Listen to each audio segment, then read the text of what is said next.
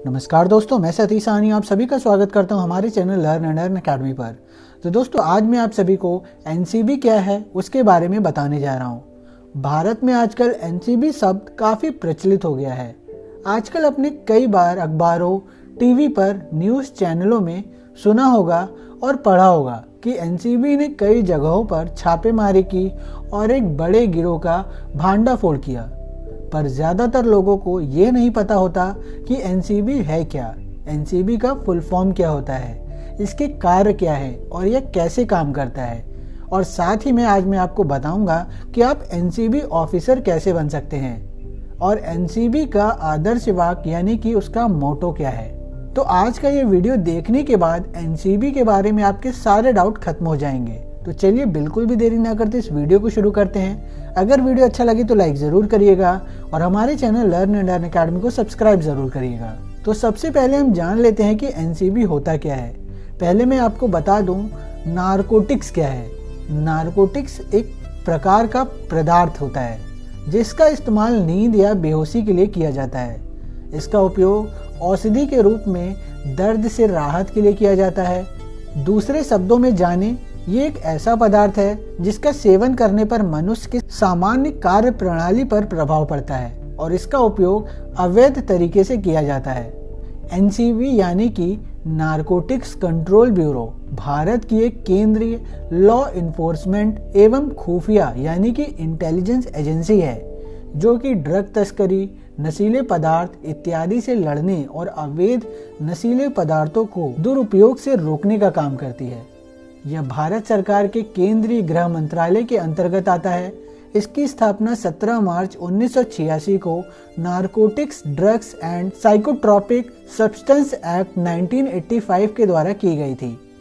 इसका मुख्यालय भारत की राजधानी नई दिल्ली के आरके पुरम में स्थित है। इसके अलावा इसके कई इकाइयां यानी कि यूनिट्स और कार्यालय भारत के कई शहरों में जैसे कि मुंबई, इंदौर, कोलकाता, दिल्ली, लखनऊ, जोधपुर, चेन्नई, चंडीगढ़, जम्मू, बेंगलुरु, अहमदाबाद, गुवाहाटी और पटना में स्थित है।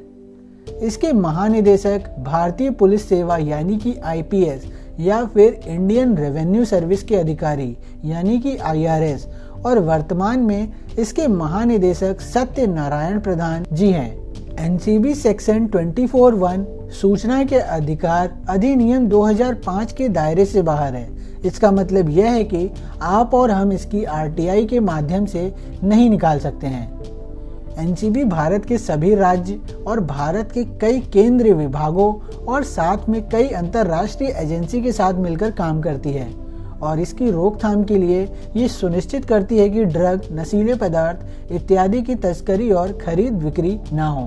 तो एनसीबी का फुल फॉर्म मैंने आपको बता रखा है। इसका फुल फॉर्म होता है नारकोटिक्स कंट्रोल ब्यूरो, जिसे हिंदी में कहते हैं स्वापक नियंत्रण ब्यूरो।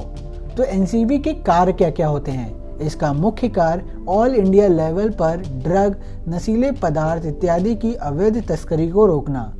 एनसीबी भारत के ड्रग कानून प्रवर्तन एजेंसियों के कर्मचारियों को संसाधन और ट्रेनिंग प्रदान करती है। एनसीबी भारत की अंतर्राष्ट्रीय सीमाओं की निगरानी भी करती है जहां से ज्यादातर ड्रग का तस्करी होता है।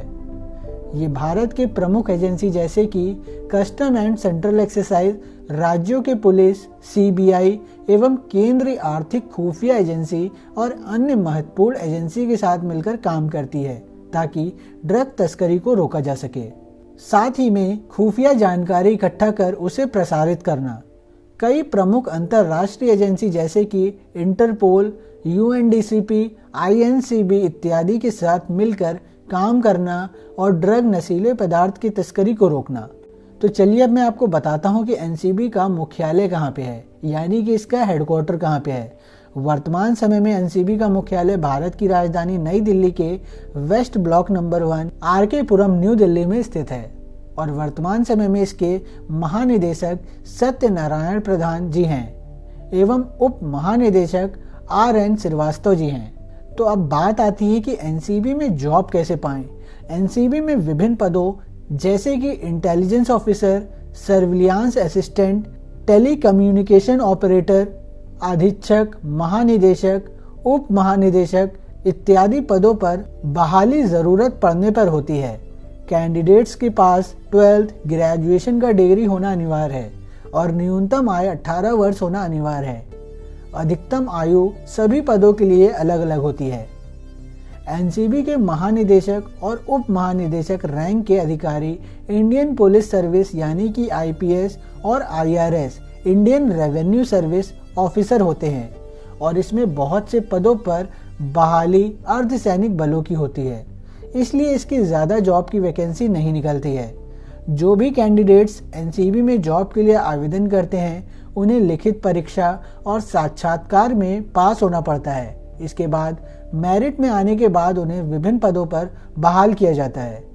एनसीबी संस्था में सब इंस्पेक्टर पद पर कार्यरत होने के लिए आवेदक को एसएससी और सीजीएल की परीक्षाओं को उत्तीर्ण करना होता है। नारकोटिक्स विभाग के बारे में जानने के लिए या इस विभाग में आई भर्ती के बारे में पता करने के लिए आप एनसीबी की इस आधिकारिक वेबसाइट www.cbn.nic.in पर विजिट कर सकते हैं। एनसीबी में जॉब करने वाले लोगों की सैलरी विभिन्न पदों के अनुसार अलग अलग होती है, जो कि 35,000 से लेकर 90,000 प्रति महीना तक होती है। साथ में कई तरीके की सुविधाएं भी दी जाती हैं और भत्ते भी दिए जाते हैं। हमारे देश में कई ड्रग्स माफिया के बारे में पता चलता है या ड्रग्स तस्करी के कई मामले हमेशा सुनाई देते हैं, जिससे कि कई युवाओं के फ्यूचर भी बर्बाद होते जा रहे हैं।